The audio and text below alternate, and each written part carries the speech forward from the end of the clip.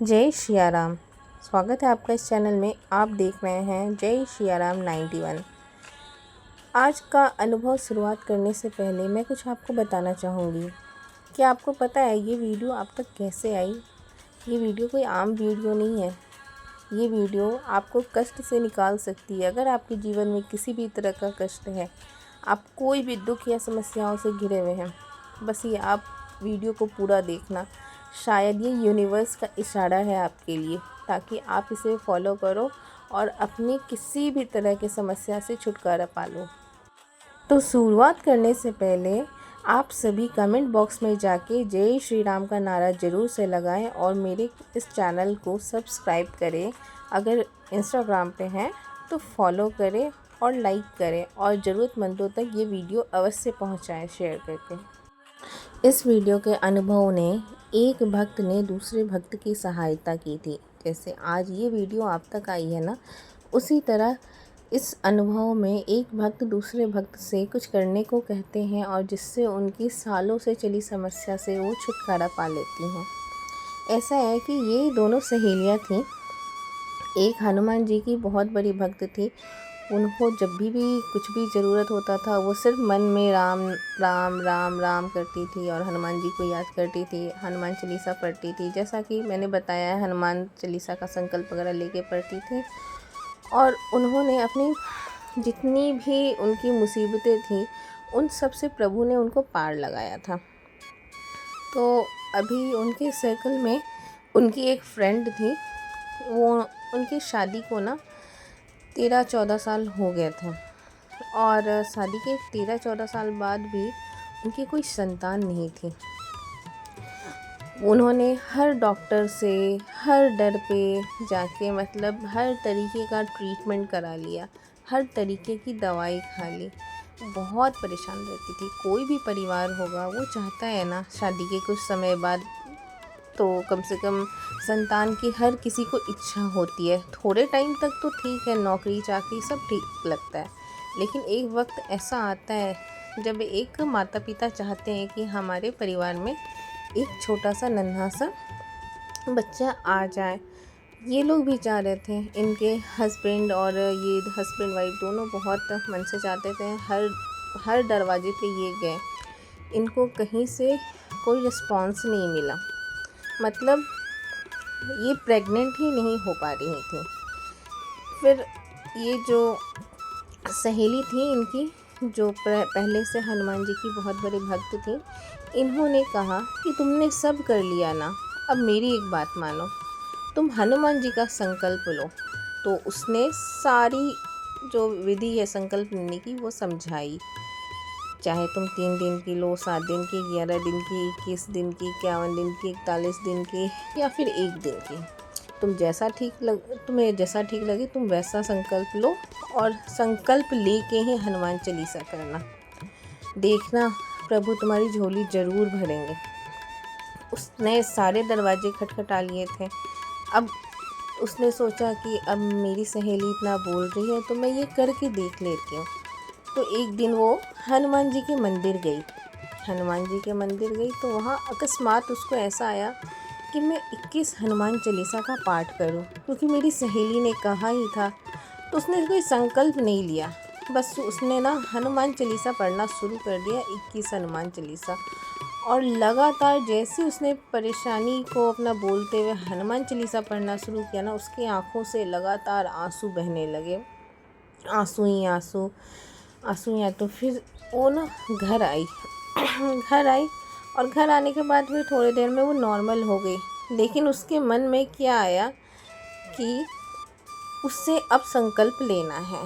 तो उसी दिन उसी रात को उसने संकल्प लिया कि अब मैं 108 हनुमान चालीसा पढ़ूंगी एक ही दिन में। ऐसा संकल्प लिया और वो हनुमान चालीसा पढ़ने वहीं पे बैठ गई। जी हाँ, संकल्प कभी भी ले सकते हैं, किसी भी क्षण ले सकते हैं, मन में भाव सच्चे होने चाहिए बस। जैसे ही उसका संकल्प ख़त्म हुआ, सब कुछ नॉर्मल हो गया। अभी तो 1 दिन का संकल्प है, तो ऐसा तो नहीं है कि रिजल्ट तुरंत ही दिख जाएगा। अब जो वो मांग रही है उसका रिजल्ट तो धीरे धीरे ही उसके सामने आएगा। उसके बाद उसके मन में एक विश्वास आ गया कि प्रभु मेरी लाज ज़रूर रखेंगे। अब ऐसा हो ही नहीं सकता है कि मेरी झोली ना भरे। ये जो विश्वास था ना उसका, गजब का विश्वास था। उसने कभी भी कुछ निगेटिव सोचा ही नहीं। उसको पता था अब उसकी झोली भरेगी, चाहे आज भरे, कल भरे, 1 साल बाद भरे, जब भी भरे।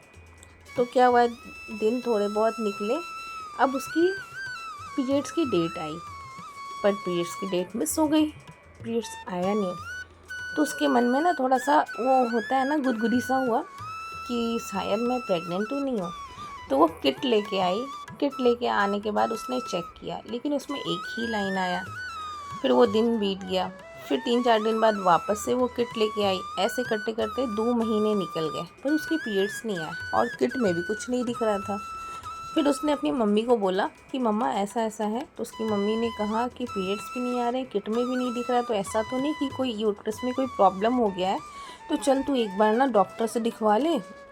क्या है कि सोनोग्राफी में सब कुछ दिख जाएगा, जो भी प्रॉब्लम होगा, क्योंकि किट में तो कुछ नहीं दिख रहा था, निगेटिव ही दिख रहा था। उसने अपनी माँ की बात तो मानी, लेकिन घर में किसी को उसने बताया नहीं।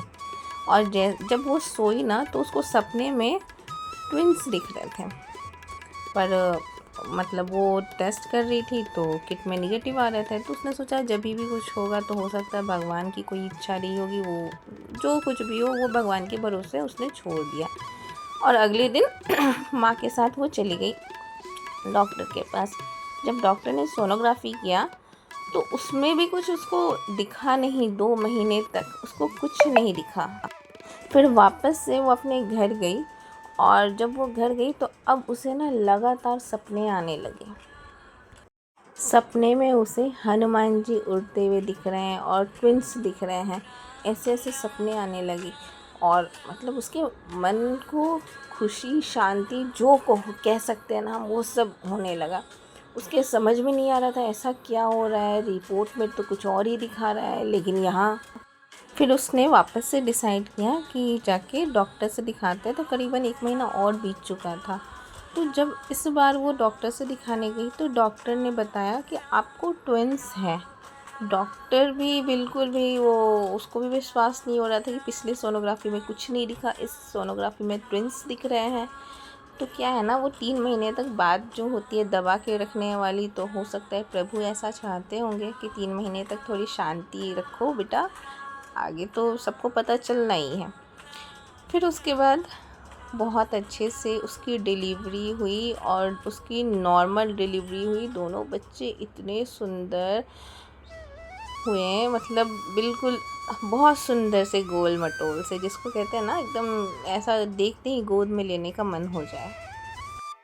उसकी तो खुशी का ठिकाना ही नहीं था। लेकिन जब वो प्रेग्नेंट थी ना तो उसने कोई भी दवाई नहीं खाया। उसने कहा जब प्रभु ने इसे दिया है ना तो प्रभु इसकी रक्षा करेंगे।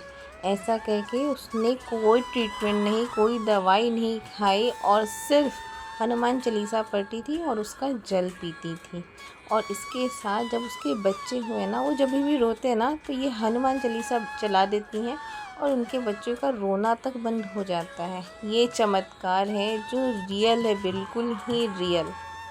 तो आप भी अगर अपने किसी ऐसे परिजनों को जानते हैं जो ऐसी समस्या से गुजर रहे हैं, तो आप ये वीडियो उन तक भेजो, ताकि उनके अंदर भी एक आत्मविश्वास जागे कि ऐसा हुआ है और ये आपके साथ भी संभव है। आप भी ऐसे चमत्कार का अनुभव कर सकते हैं। तो कैसा लगा आपको यह अनुभव, कमेंट बॉक्स में ज़रूर बताना। मिलते हैं अगली वीडियो में, तब तक के लिए जय श्री राम।